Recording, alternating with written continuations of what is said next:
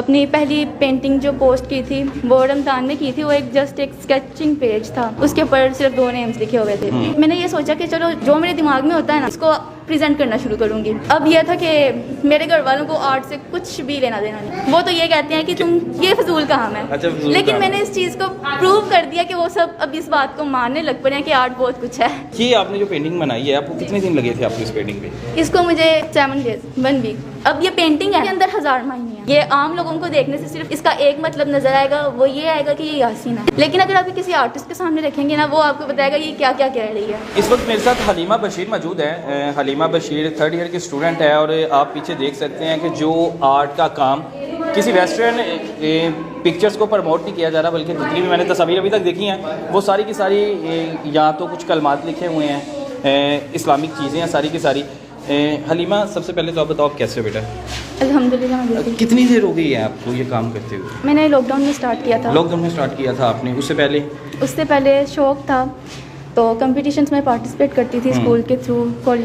College में तो मैं लॉकडाउन के बाद गई हूँ। तो ये था कि घर में बैठे बैठे फ्री टाइम काफ़ी होता था, करने के लिए कुछ नहीं था, तो जाहिर सी बात है फिर घर के हालात भी ज़रा टाइट हो गए। नहीं था, मैंने घर में थोड़े से पेंट्स पड़े हुए थे, वो भी मेरे भाई के ही थे, तो मैंने थोड़ा सा ना ट्राई करना शुरू किया।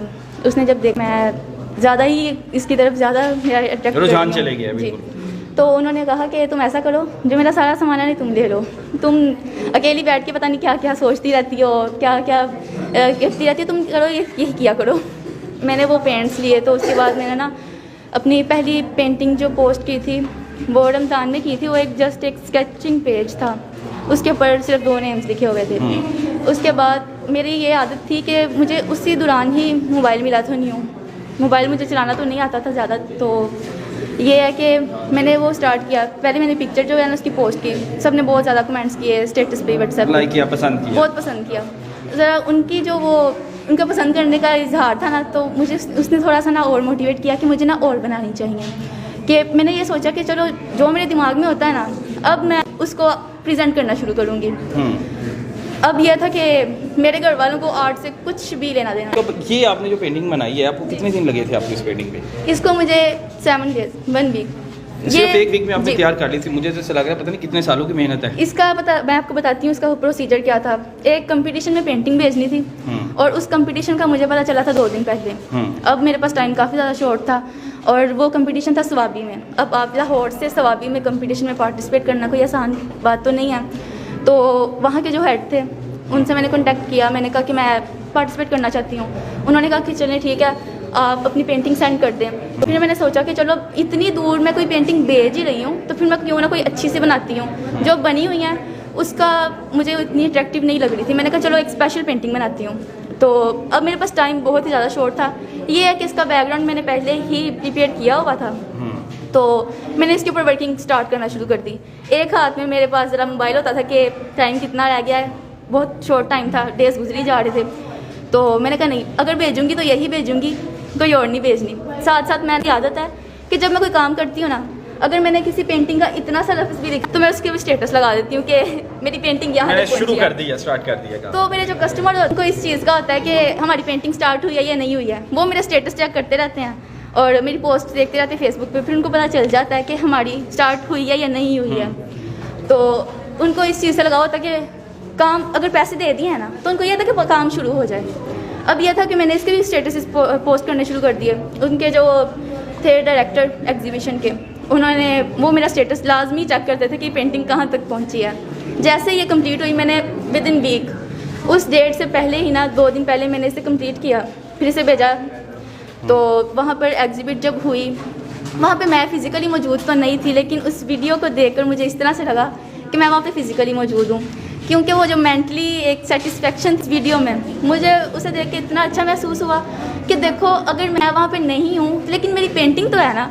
मैं वहाँ नहीं बोल रही, मेरी पेंटिंग बोल रही है, लोग उसे पढ़ रहे हैं। क्योंकि जैसे एक राइटर होता है, उसकी तहरीरें लोग पढ़ते हैं। अब आर्टिस्ट की तहरीर लोग, ये भी एक तहरीर है।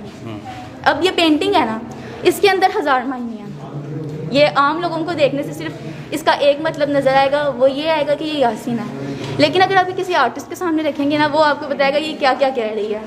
तो ये नॉलेज इतना डीप है, इतना डीप है कि जो लोग ये कहते हैं ना कि आर्ट कुछ भी नहीं है, ये फजूल है, मैंने उस चीज़ को प्रूव कर दिया है कि ये फजूल नहीं है, इससे हम पैसा भी अच्छा, कमा मैंने अक्सर सकते हैं। देखा कि पाकिस्तान में जो आर्ट का ज़्यादातर काम कर रहे हैं वो वेस्टर्न जो तस्वीर हैं, कुछ वेस्टर्न कल्चर को प्रमोट कर रहे हैं। मैंने जितने भी आपके अभी तक जितनी भी पेंटिंग्स देखी हैं, सब पे किसी पे आयत लिखी हुई है, किसी पे कुरान के कुछ अल्फाज लिखे हुए हैं, क्या वो भी साथ साथ लेके चलते हो कि आप ज़्यादा इसे मेरा promote काम करती हो? है ही सिर्फ इसलिए कि मैं इस्लाम को प्रमोट करूँ, इस्लाम को प्रमोट करने के मैं लिए दूसरी आर्ट को नहीं कर सकती। कोई पैगाम देना चाहती हो बाकी आर्टिस्ट को? जी ज़रूर, मेरा पैगाम यही है कि जो बाकी आर्टिस्ट है ना, हम भी आर्ट के स्टूडेंट हैं चलें, तो उधर भी हमारा जो सब्जेक्ट है ना, वहाँ पे इस्लामिक कैलीग्राफी नहीं सिखाते, इसका अलिफ भी नहीं सिखाते, क्योंकि हमारी जो स्टडी है वो फेशियल स्केचेस है, ऑयल पेंटिंग है, वहाँ पे सारा जो सिलेबस है वो ये है, ये कैलीग्राफी मैं खुद करती हूँ, और मेरा ये होता है कि मेरा सिलेबस से हटकर मेरा जो फोकस है वो इस पे होता है। अच्छा, बिल्कुल। अच्छा, दूसरी एक बात है कि आपको लगता है कि जितनी मेहनत आप इस पे करते हो,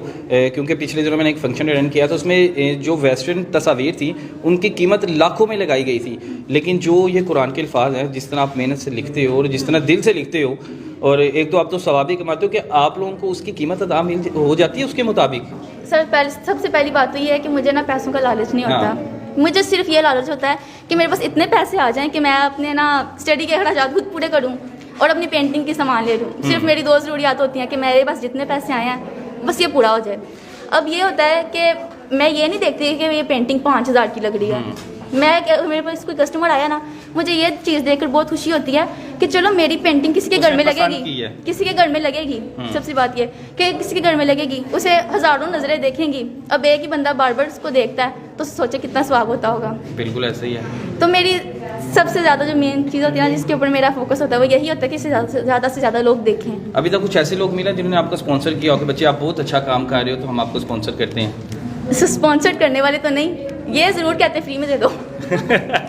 अच्छा, बिल्कुल। आपने देखा है कि हलीमा से बात करके बड़ा अच्छा लगा है। पहली बात मैंने वही की है कि आजकल जो हमारे ज़्यादातर आर्टिस्ट हैं वो जिस चीज़ को प्रमोट करते हैं वो कल्चर हमेशा यूरोपियन ही होता है, लेकिन ये एक ऐसी चीज़ को प्रमोट कर रही है, इसका मेन मकसद जो है इस्लाम को प्रमोट करना है, किसी वेस्टर्न कल्चर को प्रमोट करना नहीं है। और इस बच्ची ने जितनी पेंटिंग्स भी बनाई हैं तमाम के तमाम उस पर या तो कुरानी अल्फाज लिखे हुए हैं या कुरानी आयात लिखी हुई हैं, और मेरे ख्याल से हमें ऐसे बच्चों को प्रमोट लाजमी करना चाहिए, क्योंकि अभी ये सिर्फ 3rd ईयर की स्टूडेंट है और इस कदर इसमें जज्बा है। इस तरह के बच्चे आगे जाएंगे तो यकीनन दीन इस्लाम को भी फ़ायदा होगा, पाकिस्तान को फ़ायदा होगा। बाकी इसका कॉन्टैक्ट नंबर मैं चला रहा हूँ, अगर अपनी पसंद की कोई पेंटिंग बनाना चाहता है और चाहता है कि हलीमा की बनी हुई तस्वीर उसके घर में लग जाए तो हलीमा से रब्ता कर सकता है। बिस्मिल्लाहिर्रहमानिर्रहीम। Mohammad Hasnain, director Hasnain foundation school and academy. ये मेरी स्टूडेंट है हलीमा बशीर। इस बच्ची को शुरू से, ये मैट्रिक भी हमारे पास थी और इंटर में भी जो है ना हमारे पास थी। इस बच्ची को शुरू से शौक़ था, लेकिन माली हालात की वजह से जो है ये इतना अफोर्ड नहीं कर पा रही थी। तो बहरहाल इस बच्ची ने अपनी पॉकेट मनी से जो है ना इतना बड़ा काम किया है। और जब मुझसे इसकी बात हुई तो फिर मैंने कहा कि आप बेटा मेरे पास आओ, इस इदारे में आओ, ये आपका अपना इदारा है, इस इदारे के अंदर जो है आप अपनी एग्जीबिशन लगाओ। तो इस बच्ची ने जो है दिन रात एक करके ये तमाम चीज़ें तैयार की। तो बस मेरी मुख्तसरन जो है आपके चैनल के थ्रू ये एक बात है कि ये बच्ची जो है इसका बहुत अच्छा काम है, आप खुद देख रहे हैं, आप इसकी तस्वीर देख रहे हैं। तो आपके चैनल के थ्रू मेरी गुजारिश है कि इस बच्ची को जो है वो स्पॉन्सर करें। और एक इस बच्ची ने जो सबसे अच्छी बात की है कि ये अपने आर्ट को जो है ना वो बाकी बच्चों के अंदर भी जो है वो उसको जो फ़रोग़ दे रही है। बहुत सी स्टूडेंट जो हैं जो इससे उम्र भी बाज़ का जो है इससे बड़ी हैं, लेकिन ये उनको भी आर्ट सिखा रही है। तो मैं ये चाहता हूँ कि इस चैनल के थ्रू जो है इस बच्ची को स्पॉन्सर किया जाए, ताकि इस छोटे से इलाके शादरा टाउन से जो है ये बच्ची जो है निकल कर जो है ना इंटरनेशनल लेवल पे जाए और हमारे मुल्क पाकिस्तान का नाम रोशन करे। Thank you.